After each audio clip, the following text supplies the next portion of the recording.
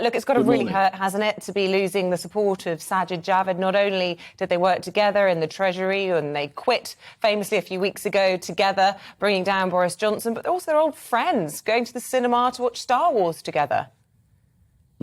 Well, I can't tell you exactly why Sajid has chosen to do what he's done, but what I can tell you is that Rishi has huge support amongst members of Parliament. And in fact, if you go back to the first phase of this contest, of course, in the 5 rounds, he led in every single round amongst the MPs. And the reason for that is that what members of Parliament know is that he is best placed to win the next general election, particularly amongst those 2019 Labour voters that voted Conservative for the first time, have since drifted away. He is best placed to bring them back. And that's what the polls are showing.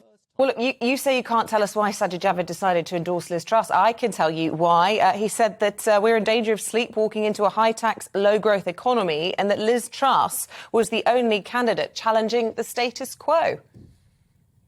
Well, I find that curious because Sajid, who I know fairly well, he's typically has a Thatcherite approach to economics. I think as a young man, he had Lady Thatcher's portrait up or poster up in his bedroom even. And I would have thought on that basis, when you look at the two economic offerings of these two candidates, I would have expected to have been leaning more towards Rishi, because what Rishi is saying is that inflation is the number one enemy. We've got to tame it. It's ruinous to living standards.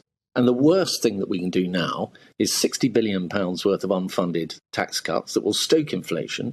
It will lead to higher interest rates, which will have to be borne by millions of people up and down the country. An average mortgage, for example, for a 1% increase in interest rates would have to go up by £585 per month. So the approach that we need to have is getting on top of inflation, getting growth going, and then coming to measured and responsible tax cuts, which is exactly what Nigel Lawson and Margaret Thatcher did in the early 1980s. And in fact, Lord Lawson has a very good article in the Daily Telegraph today setting that exactly out, and also making the point that what Chancellor Barber did in the early 70s, by contrast, when there was high inflation, was to tax cuts. It led to an overheated economy, and we then lost the next general election. So if we're going to win the election, we've got to be responsible fiscally about the way we approach these issues.